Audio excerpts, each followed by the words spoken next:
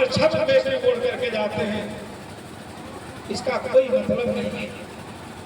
धर्म का मतलब है कि जो धर्म आपको पतन से बचाए, पतित होने से बचाए, आपका सर्वनाश होने से बचाए, और कोई चीज आपकी रक्षा नहीं कर सकता, केवल धर्म ही आपके जीवन में की रक्षा कर सकता। बंधु, लड़की थी लाल प्यार में पली, बहुतों के यहाँ सत्संग नहीं होता, सत्संग नहीं होता था, साध पुरुष नहीं जाते थे। अभी मैंने कहा जब ते उलट भय है राम, लड़की ज्योति हो गई, लड़की सयानी हो गई। जिस घर में धर्म चर्चा होता है, उनके बच्चे धर्म सुनते हैं, उनके संस्कार पवित्र होते हैं, अपने मन और इंद्रियों पर उनका संयम रहता है। आज इनके घर में सत्संग नहीं होता, साधु पुरुष नहीं जाते हैं, अच्छे संस्कार नहीं है। आप लोग रोज करा रहे हैं, देखे लड़का पढ़ा लिखा के इंजीनियर शादी अपने से कर लेता है, अब माता पिता लंबा सांस लेते हैं, बारात बारात कुछ नहीं जाते, दुल्हन सीधे घर में चली जाती है। वो पढ़ाई लिखाई किस काम? अनेक ऐसे उदाहरण हैं, इसलिए इसे समझना चाहिए। बंधु, लड़की बड़ी हो गई, धर्म चर्चा से आदमी के अंदर अपने ऊपर नियंत्रण, शील और संयम का, जहां सत्संग होता है आदमी का संस्कार इतना अच्छा होता है, धर्म श्रवण करने से वो एक संतुलित जीवन जीता। धर्म का और कुछ नहीं आता। धर्म जो बलेश बनाए, धारयति धर्म, जिसके धार करने से हमारा मन, इंद्रिय, कर्म, आचरण, व्यवहार सब सुंदर हो, व्यवस्थित हो, हमारे जीवन में कोई दोष उत्पन्न न हो, कोई दुर्गुण न उत्पन्न हो, उसे ही धर्म कहा जाता है। धर्म धारण नहीं करने वाला आदमी शराब पीने जाता है, जुआ खेलता है, मांसाहार करता है, व्यभिचार करता है, नाना प्रकार का अनाचार और पाप करता है, विदूषक बन जाता है।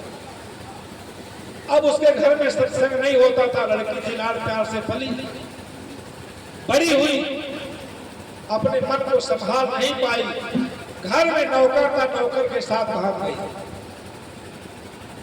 जीवन में दुख कौन मिलता है? अपने अनाचरण से, निंदित कर्म से हमें जीवन में दुख मिलता है। अपने ऊपर, अपने वासनाओं पर कब्जा नहीं, नियंत्रण नहीं रखते, मन में जो उठता है, जैसी वासना, जैसी भावना उसके पीछे हो लेते हैं, तो दुख भी हमारे पीछे हो लेता है। इतना सुख वैभव में पलने वाली लड़की नौकर के साथ भाग गई, बहुत दूर चले गए। प्रेमी बहुत दूर चले जाते हैं। ये मन, जो मन को अपने वश में नहीं रखता, वही श्रेष्ठ आदर्श घर पुरुष है। अब जाकर वहां दूसरा दुख पीड़ा भोगने लगी। लड़की थी, सुख विलास के वातावरण में पलने वाली, पोसने वाली लड़की नौकर के साथ भाग गई। अब मजदूरी करता है। बताइए, राज वैभव में, राजप्रसाद में रहने वाली लड़की झोपड़ी में दिन काटने लगी। उसके दुख और पीड़ा का कोई अंत नहीं था। एक लड़का भी उसको हो गया। गहन पश्चाताप अपने अतीत को सोच सोच करके कि अगर आज मैं एक गलती ना की होती, अपने पिता के सारे धन संपत्ति की मैं मालिक होती, कितना विलासतापूर्ण मेरा जीवन था। लेकिन अपने ऊपर निग्रह न करने के कारण आज मैं ऐसे अधम के साथ जीवन गुजर कर रही हूं, जहाँ रोटी तक का ठिकाना नहीं। मजदूरी करके लाता था, किसी तरह से नमक रोटी चलता था। अपने कर्मों को और अतीत को सोच सोच करके महा पश्चाताप करती थी। बंधु, कई दिनों से बारिश होने लगी। लकड़ी काटने उसका पति जंगल में नहीं जा सका। भूख से सब अशांत हो गए, क्षुधा अशांत हो गई। एक दिन थोड़ी सी बरसात कम हुई। पति से कहती है, जाओ कहीं जंगल से लकड़ी काट के लाओ, बेच कर कुछ लाओ। नहीं, वो गर्भवती थी, मैं भी मर जाऊंगी, तुम भी मर जाओगे, बच्चे अनाथ हो जाएंगे। एक गंदा आचरण आदमी के जीवन में कितना दुख लाता है, ये कथा समझने के लिए पर्याप्त है। बारिश हो रही है, पत्नी को भी साथ में लेकर चला जाता है। एक पेड़ के नीचे खो में रख देता है, क्योंकि उसको प्रसव होने वाला है। और जाता है पेड़ पर चढ़ करके लकड़ी काटने के लिए। उस पर एक बिस्तर सर्प रहता है, जैसे चढ़ता है वो सर्प उसे काट देता है। और काट देता है तो पूरे शरीर में विष फैल जाती है, वहीं गिर करके वो मर जाता है। इधर पत्नी को उसको प्रसव वेदना होती है। उसी जंगल में, उसी विषम परिस्थितियों में उसे दूसरा बच्चा पैदा होता है। पति को नहीं आते देख करके हिम्मत करके जाती है। जब वहां जाती है पेड़ के नीचे तो देखते हैं पति जो है मरा पड़ा हुआ है। वो कांप गई, चौंक गई, जैसे लगा उसके ऊपर दुख का पहाड़ टूट गया। दुख उमड़ करके बरसने लगी और विक्षिप्त हो गई, पागल हो गई। रात किसी तरह से व्यतीत करती है जंगल में। सोचती है अगर बाद में आज एक गंदा आचरण न की होती, अब पति से भी साथ छोटा, ये दो बच्चे हमारे सामने, इनका भविष्य है, इसके आचरण से इसके माता पिता को इतनी शर्मिंदगी हुई। वो जो है शरीर त्याग चुके थे। सवेरे किस तरह से हुआ तो काटते काटते रोते बिलखते, वहां कौन उसका आंसू पोंछने जा रहा है। एक गंदा मन आदमी को कितना दुख देता है, कितना प्रताड़ित करता है, ये आपको समझना चाहिए।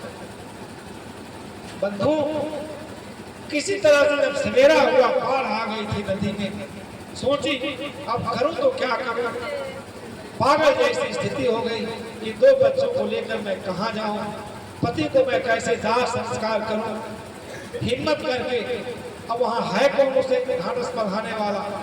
नदी के किनारे जाती है, बड़े बच्चे को किनारे कर देती है, छोटी है कि पानी में था लेकर मैं छोटे बच्चे को छत पर नीचे सर पर रखी है, कपड़े में लपेट कर नदी पार कर रही है।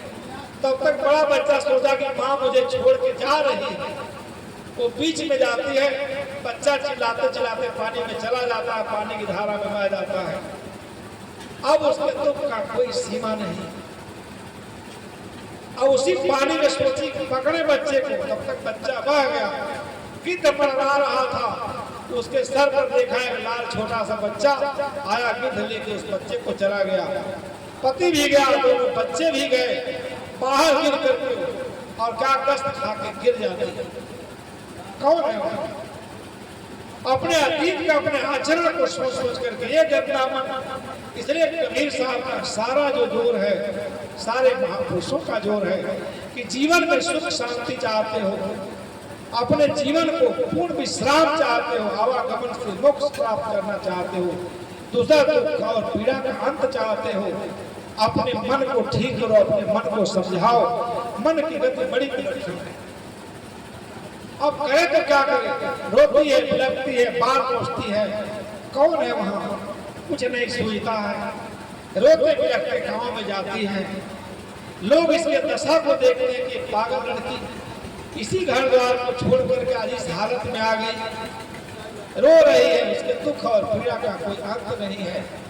गांव के लोग बहुत समझाते हैं, कहते हैं तुम्हारे आचरण से तुम्हारे माता पिता भी मर गए, तुम्हारा सारा धन घर द्वार सब विध्वंस हो गया। लेकिन उसको तो एक ही पीड़ा, पति गया, दोनों बच्चे गए, माता पिता गए। एक असंयम के कारण, एक इंद्री का केवल संयम न करने के कारण, मन पर निग्रह न करने के कारण सारा जीवन उसका दुखाभिभूत विक्षिप्त है, पागल है। सब लोग पकड़ करके जब कोई उपाय नहीं सूझा तो महात्मा बुद्ध कहीं सत्संग कर रहे थे, ठीक से सुनना, सब उसे पकड़ के ले जाते हैं, न खा रही है न पी रही है, दिमाग बिल्कुल पागल जैसा है। तब तक कुछ दिन बीत जाता है, तो कुछ घटता है, रोते बिलखते कब तक रोएंगे। बुद्ध ने कहा बेटी, अगर तुम्हारे आंसू पे समुद्र इतना आंसू बहा दो तो भी जो बिछुड़ गया वो मिलने वाला नहीं है। अपने को ठीक से सोचो, अगर तुम अपने मन पर अपना नियंत्रण रखती, मन को अपने वश में रखती, आज ऐसा कोई अनाचरण न की होती तो तुम्हें आज ऐसा दुर्दिन देखने को नहीं मिलता। इसके लिए कौन उत्तरदायी है, कौन भगवान तुमको दुख दे रहा है? हम सारे लोग यही करते हैं, जब कोई दुख आता, विपदा आती है, ईश्वर को यही मंजूर है। कहाँ ईश्वर बैठा आपको दुख दे रहा? केवल मन की गति को न समझने के कारण जीवन में बंधुओं सारा दुख है। दूसरा दुख और पीड़ा ढोते ढोते हम ऐसे अनंत जन्म खो चुके। बुद्ध ने कहा बेटा, कोई तुमको यही आज नया जीवन और जन्म नहीं मिला है, ऐसा तुमने कितना जीवन खोया, तुम कभी विचार किए हो? तुम्हारे इस रोने से, गाने से, दुखी होने से जो चला गया क्या मिलने वाला है? पुत्र को किसने बनाया, पति को किसने बनाया, यह जीवात्मा या करके माता बनाता, पिता बनाता, पुत्र, हजारों रिश्ते बनाता है और उसी में उलझ पुलझ करके अपने जीवन को नष्ट करता, बनाता कौन है? बेटी जरा सोचो, जो नहीं लौट सकते, जो नहीं मिल सकते, जो समय बीत गया वो बीत गया, खोया हुआ समय वापस आने वाला नहीं है। बचे हुए जीवन को क्यों नष्ट कर रही हो? न पुत्र मिल सकते, न पति, न माता, न पिता, न जो तुम निंदित आचरण की, वो निंदित आचरण के कारण जो तुम्हारे जीवन में इतना भयंकर दुख वेदना जो पीड़ा सहन कर रही हो, उसके लिए केवल तुम उत्तरदायी हो।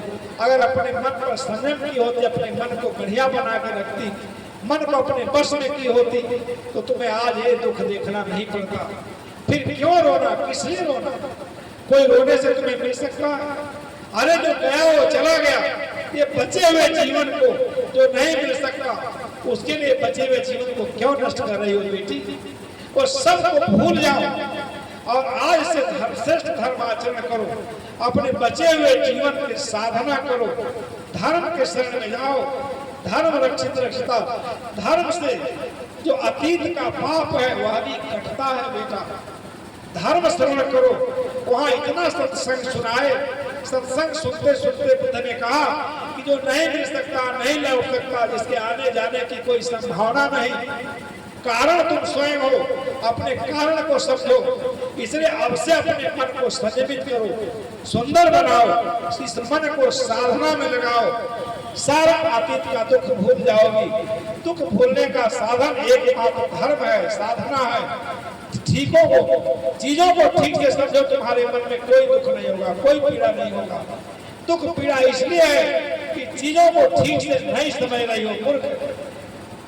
ये सब के सब मरणशील थे, सब वियोग जनित थे, सारा संसार वियोग जनित है। आज नहीं कल सब छूटता, जो मिला है सब छूट जाएगा। ये तुम्हारी शरीर भी छूट जाएगी, लेकिन शरीर बची है, ये साधन है।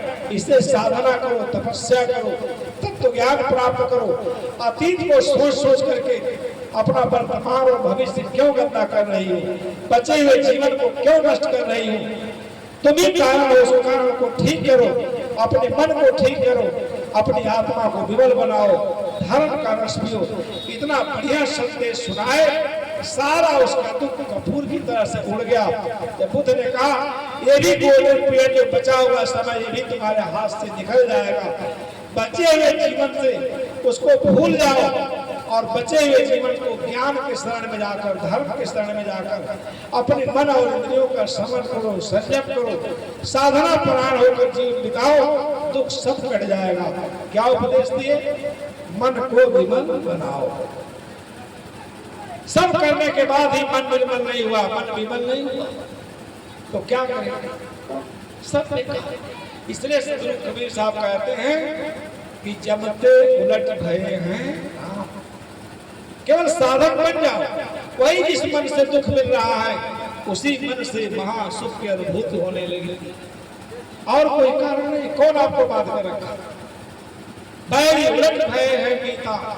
आप सुंदर और गौरवान्वित करने वाला आचरण करिए। साहब ने कहा जग में बैरी कोई नहीं, जो मन शीतल हो। आदमी विकारों में जलता रहता है, कहीं शीतल है ही नहीं, सब जगह अशांत उद्विग्न। अरे किसने उद्विग्न हो? ये तो समझो, संसार के लिए उद्विग्न हो। संसार कब किसका हुआ है? अरबों नर नारी आए, बड़े बड़े राजा महाराजा भूपति आए, सब चले गए। संसार जहाँ है वहाँ है, ये किसी के साथ जाने वाला नहीं है। ठीक से समझो तो ज्ञान हो जाएगा और ज्ञान ही तुम्हारे जीवन की रक्षा करेगा। ऐसे साधारण प्राण व्यक्ति के लिए सब के सब मित्र बन जाते हैं। बन जाते नहीं बन जाते, सारे लोग मित्र बन जाते हैं। बैरी उलट भये हैं मीता, साकर उलट जन है चीता। दुष्कर्म दूषक व्यक्ति भी, दुष्ट और नीच व्यक्ति भी ऐसे लोगों की संगत पाकर के महानता के शिखर पर पहुंच जाते हैं। सत्संग ये जीवन में सत्संग से ये सब सारी चीजें चरितार्थ होती हैं। अब वो इस तरह कुशल कर मानिया अशांत भई जब गोविंद जाए। कबीर साहब कहते हैं ऐ जिज्ञासु आपको इस तरह कुशल कर मानिया, मेरा मन जब समझ लिया सब कुछ, निर्मोही हो गया, असंग हो गया, हमारी सोई हुई चेतना जब जाग गई धर्माचरण से, तो हमारी कुशलता सब तरफ से मेरा कुशल हो गया। अब मेरे मन में राग नहीं, द्वेष नहीं, ये सब का सब कूड़ा कचरा है। राग, द्वेष, हर्ष, शोक, विषाद यही जीवन को गंदा करता है, जीवन में दुख लाता है, विपदा लाता है, मलिनता लाता है, सुख चैन सब छीन लेता है। आदमी को कहीं चैन नहीं। अब कोई सर्व कुशल कर मानिया, जीवन में सत्संग मिला, सद्गुरु मिले, हमें स्वरूप बोध हुआ, हम अपने में तृप्त हो गए। या बोध होने के बाद कि मेरी आत्मा के सिवाय संसार में कुछ नहीं है, क्या रह जाए, क्या पाना है, क्या खोना है। सब तरफ से हमारी आत्मा जब माया मोह से बिल्कुल विरत हो गई, अज्ञान मेरा मिट गया, मोह मिट गया, राग मिट गया, सत्संग सुनते सुनते देह में रहते हुए देह के मोह से विरत हो गए, अपने अंदर ही परम तत्व का दर्शन कर लिया। सब तरफ मेरा कुशल ही है, मंगल ही मंगल है। अब मैं सर्व कुशल कर मानिया, अब तो शांति भई जब गोविंद जाना। सारे संसार को जानता था, लेकिन उद्विग्नता नहीं गई, पीड़ा नहीं गई, द्वंद्व मचा हुआ था चारों तरफ।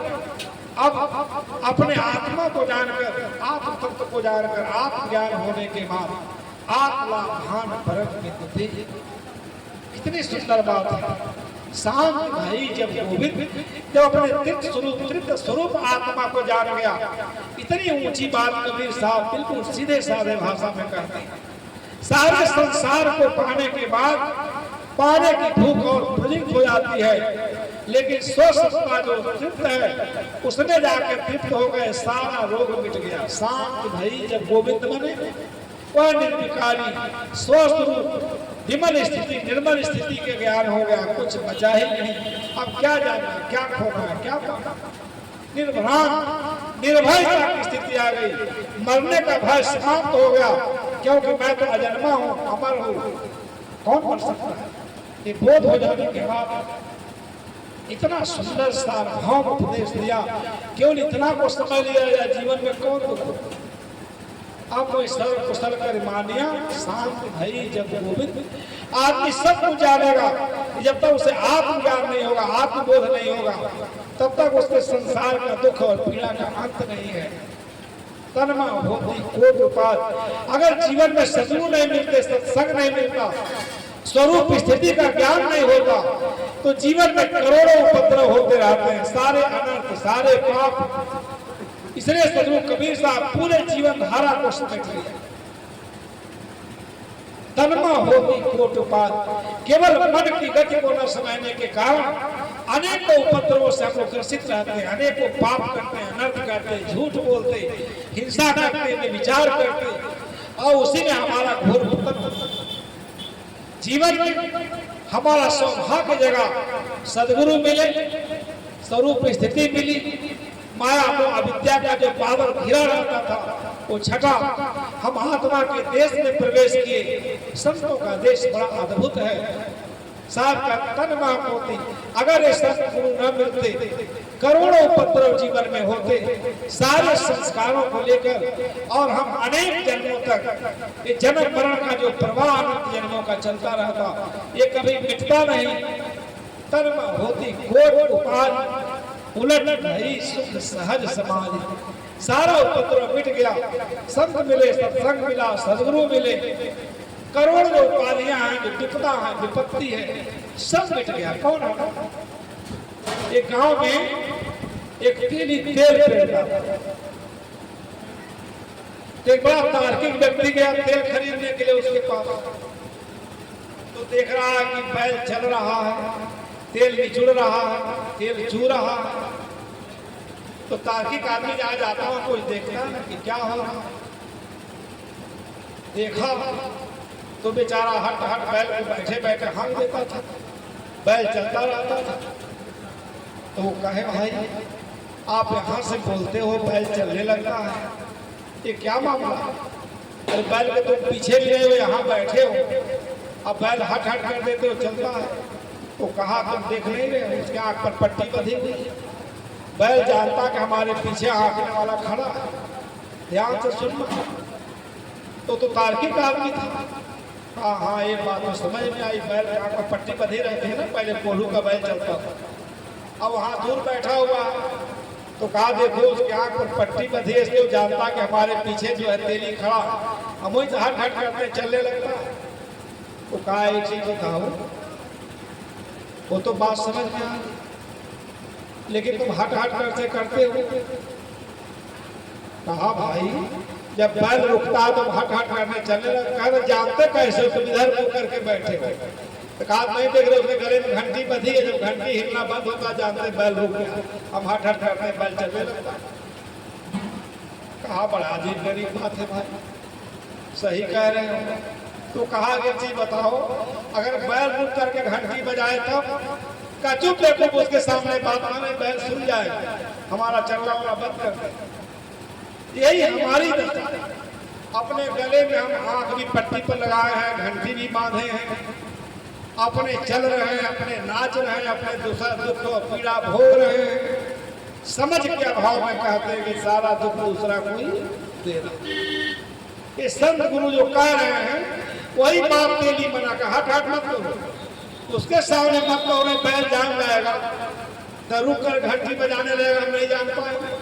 अरे कम से कम उसके सामने तो मत कहो, नहीं बैल सुन लेगा तो रुक के घंटी बजाएगा, हम जान नहीं पाएंगे। ये साधु महात्माओं की बात अगर ठीक से सत्संग सुन लीजिए तो आपके जीवन में कोई पीड़ा नहीं। ये बहुत बड़ी बात दर्शन के क्षेत्र में, अध्यात्म के क्षेत्र में, भक्ति के क्षेत्र में ये कबीर साहब की बहुत बड़ी कृपा हम लोगों को। ये नहीं कहा कि भगवान दोष दे रहे हैं, तो कहा तुम अपने दोष के लिए, अपने पीड़ा के लिए, दुख के लिए तुम स्वयं जिम्मेदार हो। कारण क्या है? तनमा होती कोटि उपद्रव, उलट भय सुख सहज समान। आप पीछा नहीं, ये करोड़ों उपद्रव होते हैं।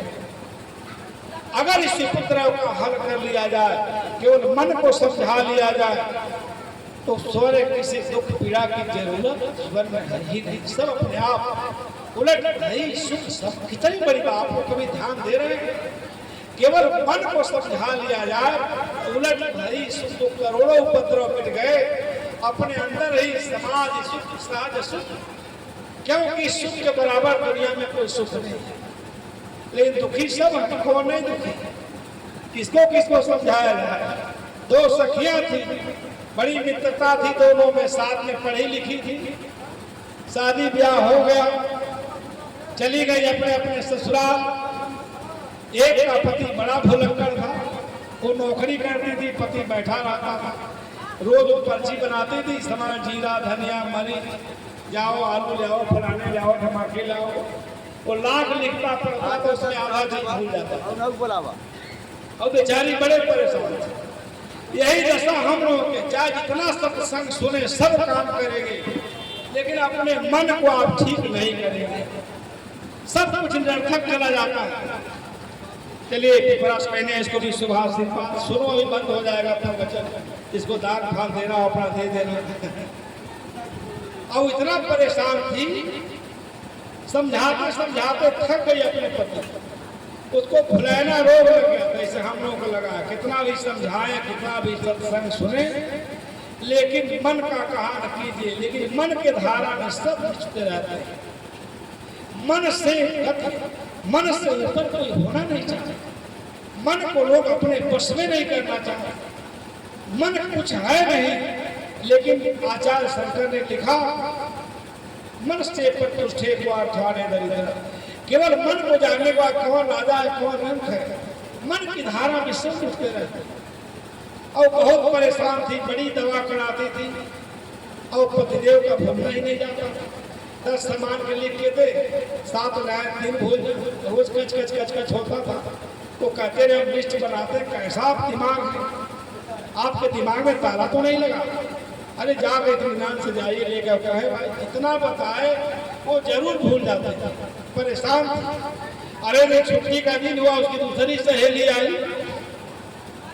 मिलने के लिए। अब मिलने के लिए तो पति को भी साथ लेकर चलिए। दोनों बैठे आपस में हालचाल होने लगा, दोनों सहेलियों के बीच में। अपनी अपनी आप बीती सब लोग सुनाएंगे नहीं, वो कहें क्या करें, हम तो पागल हो गए, हमारा पतिदेव तो इतना भुलक्कड़ है, दवा कराते कराते लिखते पढ़ते 8 सामान लाएंगे जरूर 2 भूल जाएगा, 20 सामान लिखेंगे जरूर 4 भूल जाएगा। इसको भुलक्कड़ का भुलाना का रोग लग गया, इसका रोग जाता है। जैसे गोस्वामी लिखे हैं ना, चाहे करोड़ों जतन करो मन का रोग नहीं जाता, सत्संग के बिना मन का रोग जा ही नहीं सकता। जा इतना सुन लीजिए। अब वो बैठी थी सुन रही थी, उसने कहा बहन तुम्हारा तो एक ही दुख है कि 2-4 बात भुला जाते हैं। अरे हमारे पति तो बिल्कुल विवेक शून्य हैं, उनका तो ऐसा ऐसा कर्म है कि हम कह भी नहीं सकते। तुम्हारा तो सामान ही भूल जाते हैं, कहीं दुख है। हमारे पति का ऐसा दुख है कि हम बता भी नहीं सकते, ऐसा ऐसा दुख है। कहे बताओ क्या दुख है? कहे हम तुम तो बता लिए, हम बता भी नहीं सकते। ऐसे बातचीत करके दोनों बाजार में निकल गई। जब बाजार में निकल गई तो जो दूसरी सहेली थी उसका पति भी घूमने चला गया, उसी बाजार में रहते थे, ये भी चली गई।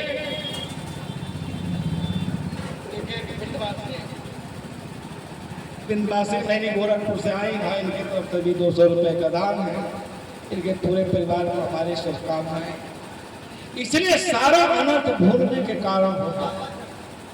कहते क्या बताएं, हमारा पति तो इतना भुलक्कड़ है, तुम्हारा 2-4 बात ही भूलता है, हमारा तो सर्वनाश करके रख देता है, हम तो कुछ कह भी नहीं सकते। दोनों चली गए उसी पार्क में घूमने लगी। तो देखिए कि हमारा पति भी सिर्फ घूम रहा है, दूसरे घर पहुंच गया, जो भी चला गया घूमने। ये सब दोनों आपस में उससे बच करके उसी पार्क में घूमने लगी, अपनी अपनी बात, अपना अपना दुख पीड़ा बांटने लगी। कहा सुन करके अब घूमते घूमते ध्यान बन गया। तब तक 2-4 चक्कर लगाने के बाद दूसरे वाली का पति सामने पड़ गया। तो जैसे ही पत्नी को देखता अपने पत्नी को, तो कहता बहन जी नमस्ते, कहिए क्या कुशल क्षेम है, कैसी हैं आप? आपसे बहुत दिन के बाद मिलना हो रहा। अब पत्नी तो एकदम चल के अंगारा हो गई कि तुम तो कुछ बताती ही, देखो हम ही को कह रहा बहन जी नमस्ते। अपनी पत्नी को देख के कह रहा बहन जी नमस्ते, कहिए क्या हाल चाल है, बहुत दिन के बाद मुलाकात हो रही है, मैं समय नहीं पा रहा हूँ आपको। अब वो तो आपका अंगारा हो गई, कहीं बताओ तुम्हारा तो खाली भूलता सामान, ये तो इतना पागल हम ही को बहन नहीं कह रहा। अब बताओ ये दुख मैं किससे बताऊं? यही संसार की गति। रोज सत्संग सुनेंगे लेकिन मन से मुक्त होने का जब तक कोई नहीं करता। सत्संग सुनने के बाद वो साधना लगता, मन का दृष्टा बनो। अगर अपने जीवन में दुख का निवारण करता, दुख याद करते, निवृत्ति चाहते हो, सुख चाहते हो, सत्संग कोई बाजार का सौदा नहीं है। साहब कहते तन्मा होती कोट उपाधि, उलट नहीं सुख सहज समाधि। ये सारे कर्मोपद्रव मिट जाने के बाद इसी जीवन में सारी उपाधियां मिट गई, सारा दुख दरिद्र मिट गया। आहार विहार संयम के बाद क्या हो गया? सहज है सुख सहज समाधि। ये जीवन है समाधि लग गई। जन्म मरण का प्रवाह, आवागमन का दुख, ये सब मिट गया। आज सदगुरु कबीर साहब कहते हैं मनुष्य के जीवन में नहीं मिटाओगे, आगे ऐसा जीवन कहाँ मिलेगा, कब दुख मिटेगा। इसलिए आज जगो, सत्संग जगाने के लिए है। सत्संग सुन करके भी हमारी चेतना न जगे। आप पिछाने आप पे आप, रोग व्यापे तीनों ताप। ऐसे अद्भुत वचन उनके मुख से निकले हैं। जब अपने आप हम अपनी समझ हो गई, अपने की पहचान हो गई कि मैं देह नहीं मैं आत्मा हूँ। ऐसा मैंने हजारों शरीर को धारण किया, हजारों शरीर छोड़ा। ये अनंत काल से चिरकाल से जन्म मरण का प्रवाह चल रहा है। आज सुंदर और पवित्र संस्कार की भूमिका पर हम लोग हैं। सत्संग सुनने के बाद अगर वो भूमिका ना आए, बताइए कब जगेंगे, कब होश आएगा? कितना हमारी उल्टी गति को देखकर कभी सदगुरु कबीर साहब का समझाने का ध्यान कितना है। लोग कराते रहते हैं, कांपते रहते हैं, कहते हैं कि सब ईश्वर की यही कृपा है, ईश्वर की यही लीला है। कहाँ ईश्वर बैठा हुआ आपको दुख दे रहा है? सारा इसलिए आप पिछाने आप सत्संग करते करते जब मेरी समझ सही हो गई, अपने आप की पहचान हो गई, सारे संबंध दुखद हैं। अनेक ऐसे प्रसंग आते हैं। सब ऋषियों ने एक बार गए ब्रह्मा के पास, प्रजापति के पास, कहा महाराज हमें संसार का सहज साधन बताइए, संसार का लोक पर लोक का कोई सुंदर सहज साधन बताइए। उपनिषद में सारा कथा वृत्तांत भरा हुआ है। प्रजापति कहे सब ऋषि हैं, अब इनको अपने मुख शास्त्र का ज्ञान नहीं है, कहे कोई सहज साधन बताइए। प्रजापति कहे आप लोग बैठ जाइए, सारे उत्थान का अंत पतन है, सारे विकास का अंत विनाश है, सारे संयोग का अंत वियोग है। ये तीन बात जो आदमी समय देता है उसको ज्ञान साध हो जाता है। संसार में चाहे कितना भी करोड़पति हो जाए, अरबपति खरबपति हो जाए, ये क्या अंत में कुछ रहेगा हमारे साथ? सारे संयोग चाहे जितना संबंध बना ले, पुत्र का, परिवार का, पत्नी, इष्ट मित्र, निंदा का संबंध कोई आपके पास रहेगा? पीछे मुड़ के देखिए कौन आपके पास? माता मिली चली गई, पिता मिले चले गए, नाना नानी, क्या है? कितना धन दौलत कोठा अटारी, बनते बिगड़ते खंडर होते देर नहीं लगता।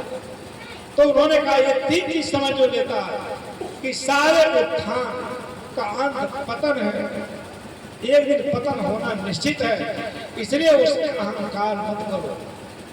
सूक्ष्म अहंकार कर करके आदमी अपने लिए गड्ढा खोदता, उसका पतन होता है।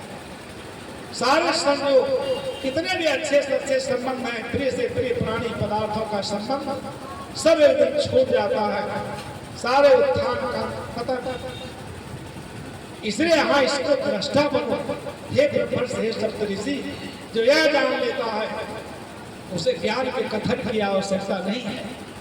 सदगुरु कबीर साहब कहते हैं सत्संग सुनते सुनते क्या होता है, आप पिछाने आपे आप। कल्याण का हो, कल्याण की भूमिका क्या? जब तक अपने आप की परख नहीं होगी, अपने आप का पहचान नहीं होगा, अपने आप का बोध नहीं होगा, तब तक शरीर के दुख पीड़ा का कोई अंत नहीं है, स्वभावगत है, इसे आप मिटा नहीं सकते। कैसे मिटाएंगे? लेकिन जब अपने आप की पहचान हो जाने पर दुख की भी आदमी चिंता नहीं करता, दुख को सहज भाव से सहन कर लेता है। क्यों? जानता है दुख कोई देने वाला नहीं, दुख का कारण मैं स्वयं, हमें कोई नहीं दुख दे सकता। कौन दुख देगा?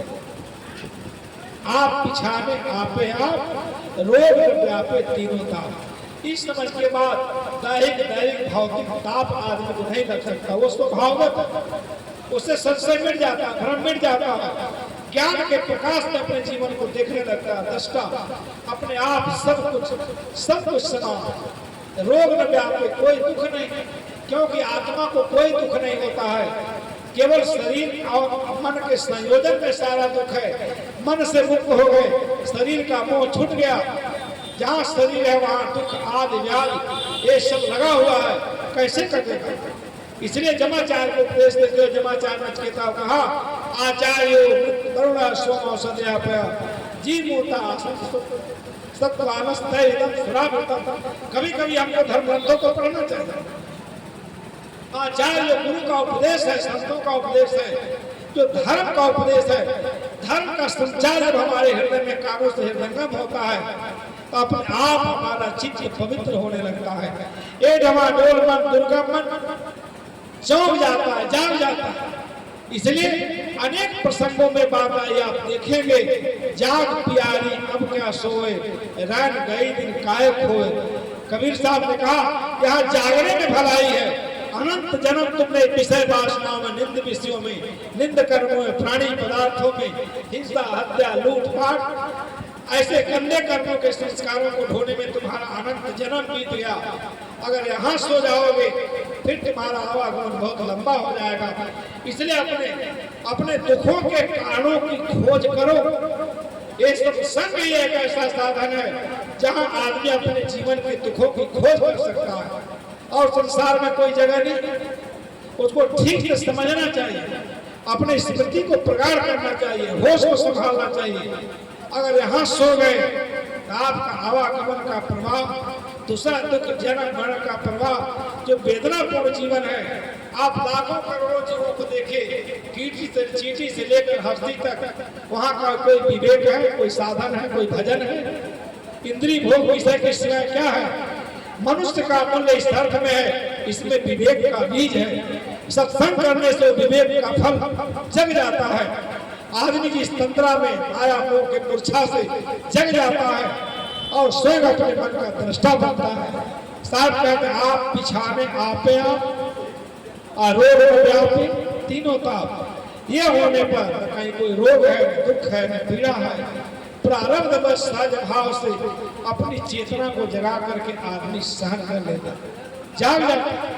इसलिए इतना श्रम साधना की बात कबीर साहब ने कहा कि जो कुछ है सब हमारे पास है। वेद शास्त्रों की बातों में पढ़िए, आचार्य का जो उपदेश है, जो सत्संग रूपी अमृत है, उसका फल क्या है सब जानते हैं। आचार्य सोमो सत्याप ऋषि कहता है कि आचार्य जो गुरु हैं, आप काम, पूर्ण काम, तृप्त काम, निष्काम, ऐसे लोग भाव का जो यातना है, पीड़ा है, दुख है, उस भाव के यातना दुख पीड़ा के वैद्य हैं। वो ऐसी दवा देते हैं सत्संग रूपी औषधि के खाने के बाद कि भाव का सब पीड़ा दुख का अंत हो जाता। आचार्य मृत्यु बरुणा स्वभाव सदयापया। तो आचार्य है वो क्या है? जब आदि सर्वदेव स्वरूप ही। जैसे नचिकेता को जमराज ने उपदेश देकर के किस प्रकार से तो को छोड़ाया था, मृत्यु उसमें आप लोग कठ उपनिषद पढ़ेंगे, कितना बढ़िया मार्ग प्रसंग आया है। मृत्यु प्रपदाम नचिकेतो लब्धवा विद्यावेता, उसमें सब लिखा है। विद्यावेता जो विधिज्ञ कृतस्न, नचिकेता कहता है, जमाचार्य कहते हैं कि जमाचार्य के कही हुए मृत्यु प्रोक्ताम नचिकेतो लब्धवा, मृत्यु के द्वारा दिया गया सारे जमराज जमाचार्य के द्वारा दिया गया सारे उपदेश को जब नचिकेता श्रवण करता है, योग विधि संपूर्ण योग विधि को बताते हैं, मन के निग्रह को बताते हैं। क्या करता है? प्रोक्ता नचिकेतो लब्धवा विद्या में जो विधि जप कृष्ण संपूर्ण विद्याओं को धारण करके उसके द्वारा कहे उपदेश को आत्मसात करके हृदयंगम करके योग करके और धर्म के अनुशासन से सारे इंद्रियों का निग्रह करके विषय विनाश से परे हो जाता है। इतना ब्रह्म प्राप्त त्रिजो भूतो लिखा है और मृत्यु के संकल्प से मुक्त होता है। इतना अच्छी बात एक जमाचार्य नचिकेता को लिखा है। इस प्रकार देखिए सजिंदर के अपना तरफ से 100 रुपए का दान, पूरे परिवार को हमारी शुभकामनाएं। इतना आचार जो उपदेश है ये सर्वदेव जम आदि सर्वदेव स्वरूप ही, क्योंकि संस्कृत असंस्कृत और ज्ञानी स्वरूप को सिद्ध करने से क्या है, जमराज असंस्कृत और आगे स्वरूप को नष्ट करके संस्कृत और ज्ञानी स्वरूप को सिद्ध करने से जमराज ने जैसे नचिकेता को जमराज ने किया था, इस प्रकार एक एक शब्द को हृदयंगम करने से दुख अपने आप विनष्ट होने लगता है, अपने आप विनष्ट होने लगता है। कौन कहता है, कौन करता है? अनेक बार मैं आप लोगों को बताता हूँ। एक बार भगवान बुद्ध जा रहे थे, एक ब्राह्मण रास्ते में मिला, साधक थे, किसी से बैर विद्रोह नहीं, एकदम साज भाव के धनी महात्मा बुद्ध रास्ता पकड़ के जा रहे थे। उनको देखा, उनके सुंदर शरीर को दिव्य गौर बाण और मुख पर एक एकदम आभा प्रभा सुंदर देख करके उसके मन में जलन होने लगी। बंधु वो रोक करके पूछता है, ये चीज बताओ महाराज।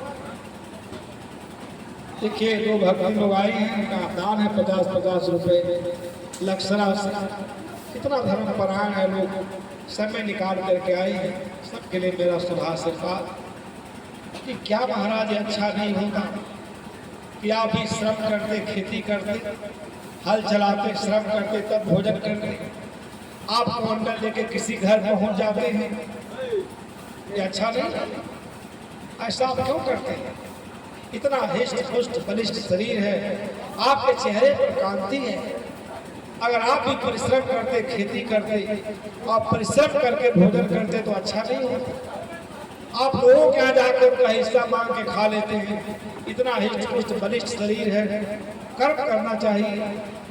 भगवान बुद्ध ने कहा, ब्राह्मण मैं भी तपस्या करता हूँ, मैं भी किसान हूँ, मैं भी खेती करता हूँ और तब जाकर अन्न ग्रहण करता हूँ। उसने कहा, संजय बाबू का 7 रुपये का दाम, हमारी शुभकामनाएं। ब्राह्मण को कहते हैं। बुद्ध ने कहा कि हे ब्राह्मण, मैं भी किसान हूँ, मैं भी खेती करता हूँ, श्रम करता हूँ, बीज बोता हूँ, तब भोजन करता हूँ। तो नाराज होकर कहा था, बताओ तुम खेती कर, तुम्हारे हल बैल कहाँ है, तुम्हारा हकनी कहाँ है, जूठा कहाँ है, खेती करते उलझ गया ब्राह्मण। इसलिए जिसका चित्त दहक रहा है, जो संसार के रागाग्नि में जल रहा है, उसे कहाँ सुख चैन है। खुद समझ गए इसका हमारे प्रति इसके मन में द्वेष मैल है, इस मैल को धोना चाहिए। बड़ी सहज भाव से कहते हैं कि वो ब्राह्मण कहते तो आप खेती करते हो, तो तुम्हारा खेती बाड़ी का हथियार कहाँ, हल कहाँ, बैल कहाँ। एक भक्त की तरफ से विदान को भी शुभकामनाएं। बताओ कहाँ है तुम गृहस्थ हो? कहे मैं भी अच्छी गृहस्थी करता हूँ। कहे ब्राह्मण सुनो, विश्वास मेरा बीज है, जिसको मैं बोता हूँ साधकों के हृदय में। क्या समझ रहे हैं आप?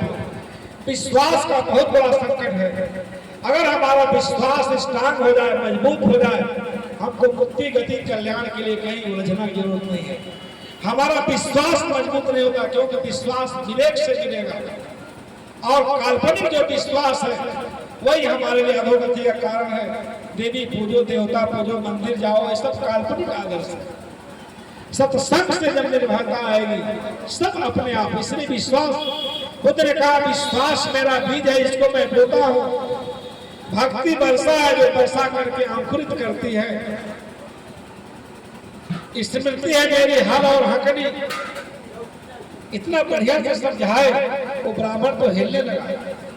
कहा स्मृति जो है मेरी हल और हकनी है, बिना है मेरा पत्थर जिसमें मैं अनाज को रखता हूँ। ध्यान से सुनिएगा, बहुत सुंदर प्रसंग है। यही काम को नहीं कर पाते हैं। जब ब्राह्मण को कहे कि विश्वास मेरा बीज है, इसे मैं बोता हूँ। देखिए ये लोग आप कहवा से आए हैं, गिरधारी बाबू कम्मा और रवि साहब के भक्ति की तरफ से 100 रुपये का दान। सबको मेरा शुभ आशीर्वाद। धर्म का ऐसा मूल, धर्म ही एक ऐसा मूल तत्व है जो हमारी सारी जिज्ञासाओं को शांत कर देता है। मन में कोई, ये मन जो हमारे अभिशाप बना रहता है, मन ही वरदान हो जाता है। क्षण भर का सत्संग की बुद्धि क्या कहा कि विश्वास मेरा बीज है जिसे मैं बोता हूँ। भक्ति है बरसात जो बरसती है तो अंकुरित करती है, वो बीज पड़ करके आकार ग्रहण करते हैं, फल देते हैं।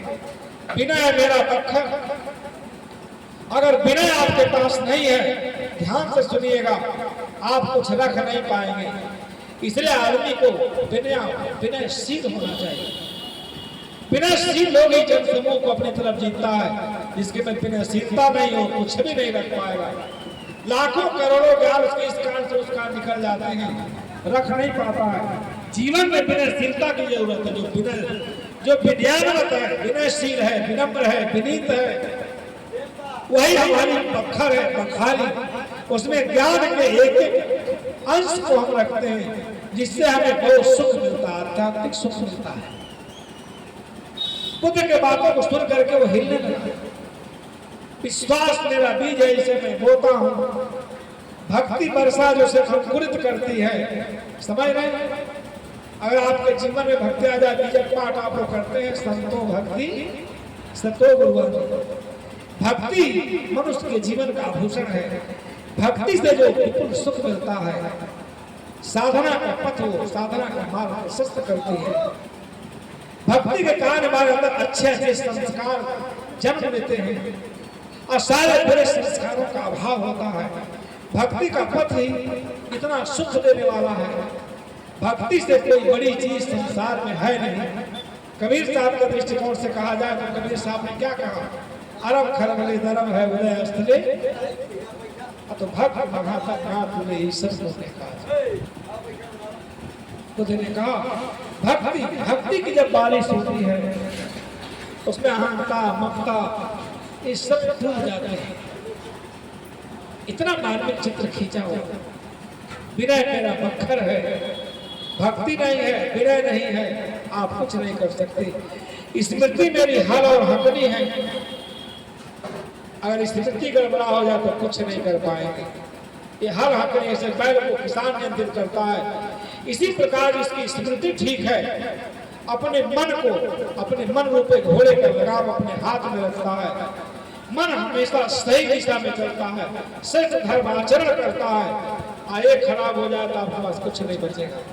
शक्ति है मेरे बैल, इस प्रकार मैं खेत को जोतता हूँ और खेत का सारा घास मैं निकाल देता हूँ और उसमें जो फसल होता है ब्राह्मण, वह निर्वाण का फसल पकता है, उसके आगे कुछ नहीं है। निर्वाण का फसल मैं काट लेता हूँ, जीवन एकदम ढल जाता है, इसके आगे इस संसार में करना क्या है। मैं ऐसा किसानी करता हूँ, उस किसानी से मैं लाखों लोगों को तृप्त करता हूँ। आप लोग बताओ, आपके जीवन में भक्ति आ जाए, विनयशीलता आ जाए, विश्वास का संकट समाप्त हो जाए, स्मृति प्रगाढ़ हो जाए, अपने शक्ति का आप सही सदुपयोग करें। शक्ति है तो क्या चोरी करने के लिए, चांडाली करने के लिए, ज्ञान पूर्वक आचरण करें तो इसी शरीर रूपी खेत में क्या होगा, सारा जो माया मोह अविद्या का जो घास फूस जम गया है उसको गिराई गुराई करके हमको समाप्त करना है, तो इसी शरीर में हमें मोक्ष रूपी फल प्राप्त होगा। ये बुद्ध ने कहा मैं वो किसानी करता हूँ।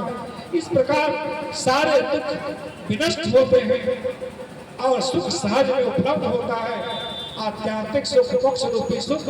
इसलिए वो ब्राह्मण मैं एकदम संतुष्ट हूँ। देखिए हमारी मीरा बहने दिल्ली से आई है, साला साहब की पुत्री, इनका भी सौभाग्य था, ऐसा संजोग बना। आए थे, उन्होंने कहा कि बहने आप भी जरूर आइएगा, इनके तरफ से 500 रुपये का दान है, ये सुखी रहें। इनकी बिटिया है, पूरा परिवार, माता पिता और सब लोग धर्म का आचरण करें। इस कथा को सुनने के बाद ब्राह्मण की आंखों में अश्रुधारा बह चला और चरण पकड़ करके रोने लगा कि महाराज, उन्होंने कहा जो तुम खेती करते हो उससे शरीर का निर्वाह होगा, ब्राह्मण जो मैं खेती करता हूँ इससे आत्मा को विपुल सुख मिलेगा, अमरत्व मिलेगा। और इस नचिकेता को कहा, इस प्रकार नचिकेता जमाचार करने हुए ज्ञान को सुन करके रजोमुक्त हुआ, अजर अमर हुआ। इस प्रकार कोई भी सत्संग सुन करके ज्ञान साधन जो करके इतना करुणाशील हो गया, ब्राह्मण चरण पकड़ करके रोने लगा। कहा महाराज इस प्रकार हे ब्राह्मण, तुम्हें भी यही खेती करना चाहिए। संसार तो जीने खाने के लिए अपनी खेती करता रहता है, जब तक आप यह खेती नहीं करेंगे, आपके पास विश्वास नहीं होगा, भक्ति नहीं होगा, विनय नहीं होगा, स्मृति प्रगाढ़ नहीं होगी, अपने शक्ति का आप सदुपयोग नहीं करेंगे, तब तक आप निर्वाण मोक्ष रूपी फल की प्राप्ति नहीं कर सकते। सेवादार जी की ये रामपुर गोविंद की माता जी की तरफ से जो रामपुर से आए 100 रुपए का दान, सब लोग हमारे सेवक सके, सबको आशीर्वाद है, सब लोग सुखी रहे। इतना सुनने के बाद ब्राह्मण हिल गया और अपने घर ले गया और साथ में जब धर्म संचेतना से संतृप्त की, जब कथा कहे तो पूरा परिवार एकदम बाग बाग हो गया और सब लोगों के प्रति कृतज्ञता ज्ञापित करने लगे। एक और कहीं तो 100 रुपया, इनको भी शुभकामना आशीर्वाद। बंधु इस प्रकार मैं कह रहा था कि आपके जीवन में एक खजाना है, अमूल्य निधि है, इससे बड़ा कोई धन नहीं है और यह धन इसी सत्संग में मिलेगा। कहीं बाजार में मिलता तो लोग बड़े बड़े सेठ साहूकार लोग खरीद कर अपने घर में रख लिए होते। इसलिए सत्संग से जो अमृत लाभ है, सत्संग से जो जीवन में परिवर्तन आता है, सत्संग सुनने के बाद तो आदमी अपने बुराइयों पर विजय प्राप्त करता है, अमृत लाभ के लिए प्रयत्न करता है, ये सत्संग का फल है। इसलिए सदगुरु कबीर साहब कहते हैं आप पिछाने आपे आप लोग में व्यापे तीनों ताप, या मन उलट सनातन हुआ तब जानिया जब जीवत हुआ। ये सबसे महत्वपूर्ण लाइन है। या मन उलट सनातन हुआ, सत्संग सुनने के बाद इसे अपने नित्य सत्ता का नित्य तीर्थ सत्ता का बोध होता है। सनातन कौन है? जिसका कभी विनाश नहीं होता। आत्मा के सिवा क्या सनातन?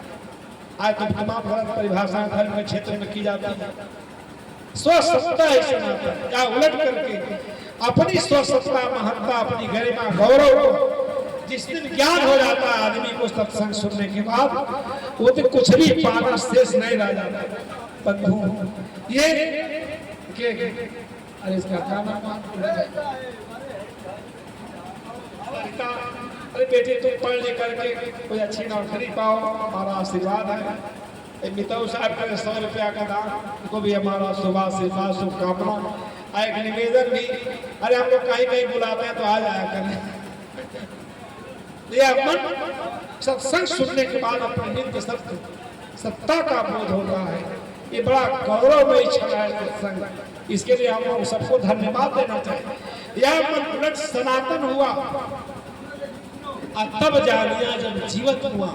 यही लाइन सब लोग समझ लीजिए। ये शरीर के रहते मारना किसको है? अहंता ममता मर जाए तब उस नित्य तीर्थ सत्ता का बोध होगा। या मन उलट सनातन हुआ और तब जानिया जब जीवित हुआ। जीवन रहते रहते ही सारी इच्छा तृष्णा वासना मोह ममता राग ज्ञान के आधार लेकर के हमें मिटा देना चाहिए। यही सत्संग का फल है। तभी आप अपने अमृत देश में मोक्ष और कैवल्य की प्राप्ति कर सकते हैं। अरे साहेब देखिए हमारे संतोष साहब के जो छोटे बालक विवेक बाबू हैं, उनके बड़े सुपुत्र आए हैं। नाम अंश है ना, क्या नाम? अंशुमान बाबू की तरफ से 500 रुपये का दान। इनके उज्जवल भविष्य की कामना करते हैं। पढ़ लिख करके भाई इंजीनियर डॉक्टर बने, अपने माता पिता का नाम रोशन करें। गोरखपुर से आए हैं और इनके घर जब हम जाते हैं तो वहाँ हमको साधु संपदा और साधु रहने मिलते हैं। संतोष साहब जो पोतियाँ हैं और जो बहू लोग हैं, इतने सरल और इतने सीधे, इतना अनन्य स्नेह प्रेम, जैसे लगता है वो किसी साधु के आश्रम में। इतनी स्वच्छता, इतनी सफाई, भोजन पानी, साहब ने बड़ा अच्छा संस्कार दिया है। इसलिए अंशुमान बाबू पढ़ लिख करके कोई अफसर बनिए, डॉक्टर इंजीनियर बनिए। हमारी शुभकामना आशीर्वाद आपके लिए है। तो यह सत्संग का फल है। यह मन उलट सनातन होगा और तब जानिया जब जीवित हुआ। इसी जीवन में जीवन के रहते रहते सारी आशा वासना इच्छा तृष्णा सबका ज्ञान का आश्रय लेकर, सत्संग का आश्रय लेकर, ध्यान कर, साधन कर हम अपने जीवन की समस्याओं का समाधान कर सकते हैं। विपश्यना साधना जो मैंने शुरू में आपसे कहा कि 5 चीजें हैं और जल्दी समझ में नहीं आती। इनके बारे में कहा जाता है कपिल मुनि की माता जी थी, तो अपने माता जी को जब उनको बहुत प्रचंड ज्ञान हो गया, पूजा पाठ करते समझाते थे कि माँ 2 ही सत्ता है, एक जड़ सत्ता है, अग्नि आग बाप मिट्टी पानी आग हवा, ये सब जड़ है, इसमें कोई चेतना नहीं है।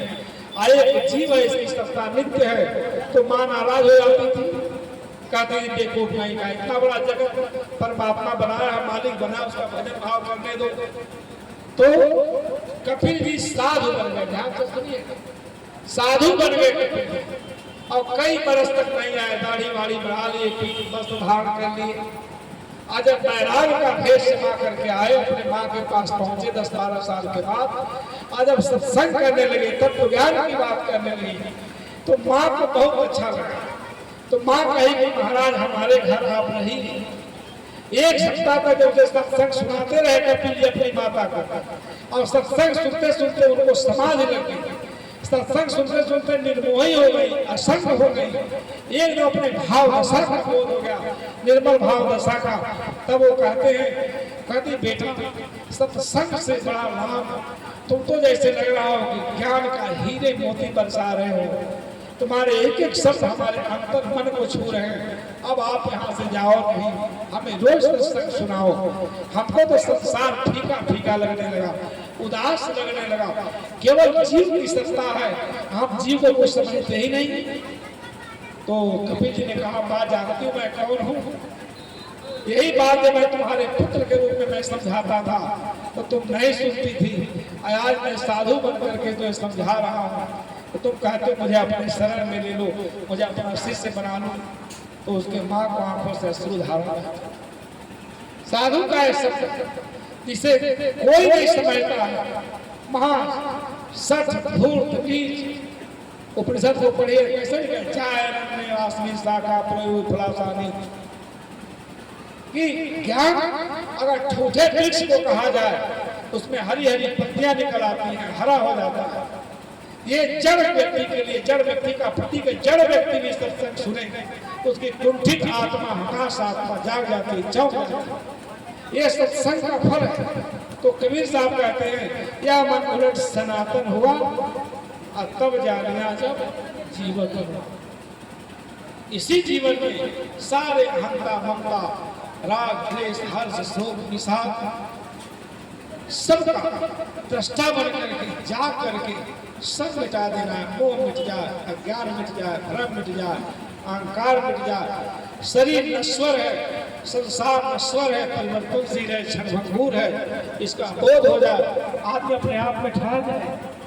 जीते जी मन को मार लेना, अहंकार को मार लेना, ये जीवन की सफलता, यही साधन है, यही भजन है। अब रोज मंदिर जाए, रोज माला फेरे, अहंकार न मिटे, ममता न मिटे, राग न मिटे, मोह न मिटे, अहंता ममता का पहाड़ ढोते रहे, उसी से तो कुचल रहे हैं, दब गए।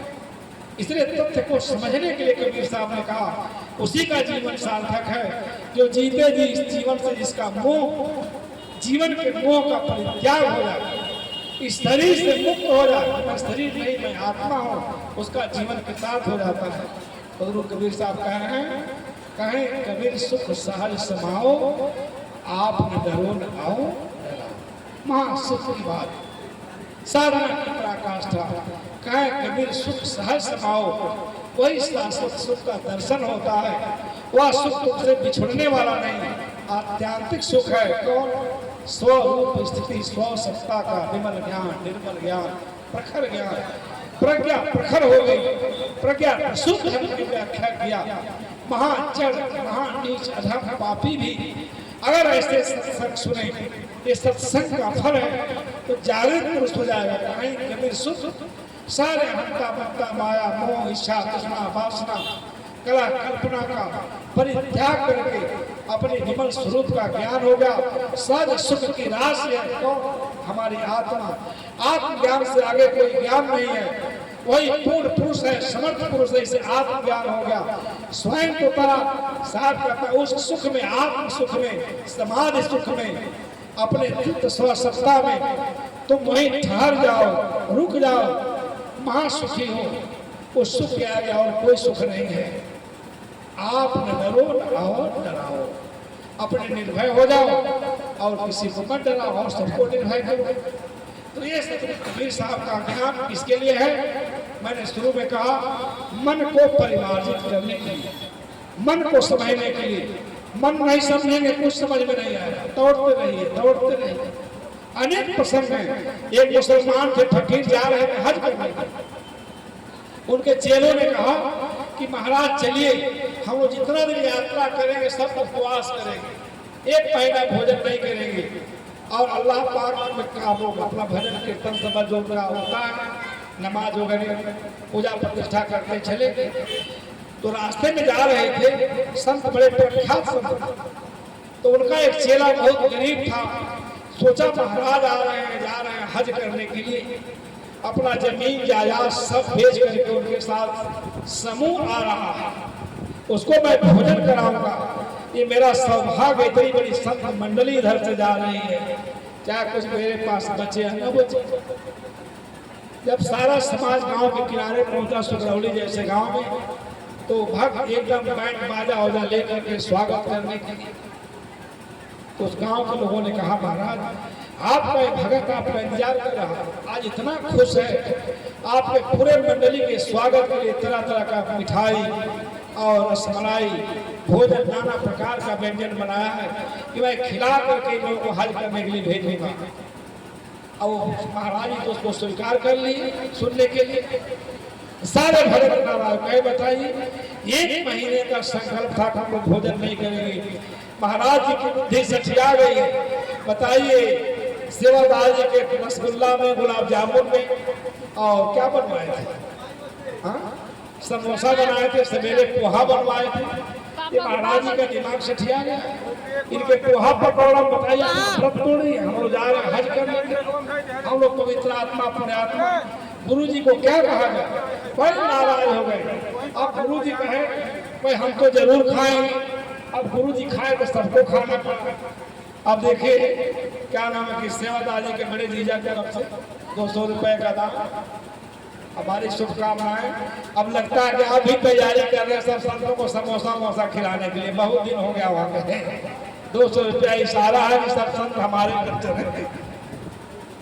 अब महाराज जी बैठे खाने के लिए, तब उनका व्रत टूट गया। अब सब खाए अनबने मन से, सवेरे सब नाराज हो गए, घेर घेर कहे महाराज आप कैसे संत हैं बताइए।